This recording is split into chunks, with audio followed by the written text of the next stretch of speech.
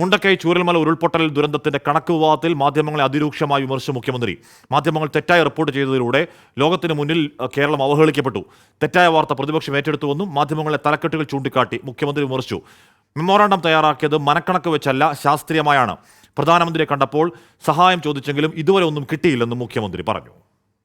ഇതൊരു സാധാരണ മാധ്യമ പ്രവർത്തനമല്ല, വിശേഷിപ്പിക്കാവുന്നത് നശീകരണ മാധ്യമ പ്രവർത്തനമെന്ന് മാത്രമാണ്. തെറ്റായ വാർത്ത കൊടുത്തു എന്ന് മനസ്സിലാക്കി തിരുത്തിയിട്ടുണ്ട്. അത്രത്തോളം നല്ലത് തന്നെ.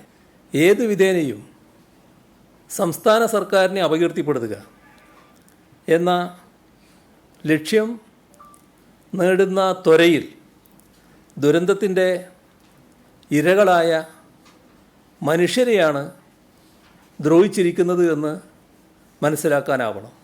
വയനാട് ദുരന്തത്തിൻ്റെ പേരിൽ സംസ്ഥാന സർക്കാർ കള്ളക്കണക്ക് കൊടുത്തു എന്ന ആരോപണവുമായി പ്രതിപക്ഷത്തെ പ്രധാന നേതാക്കളും അപ്പോൾ രംഗത്തിറങ്ങി.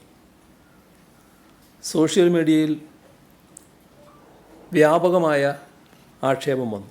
എല്ലാ സീമകളും കടന്ന് കുതിച്ചു പാഞ്ഞു. ഇപ്പോൾ പിന്തുണ തകർക്കുക, സഹായം തടയുക, ഈ അജണ്ടയാണ് ഇപ്പോൾ പുറത്തു വന്ന വ്യാജ വാർത്തയ്ക്ക് പിന്നിൽ പ്രവർത്തിച്ചത് എന്ന് വേണം കരുതാൻ.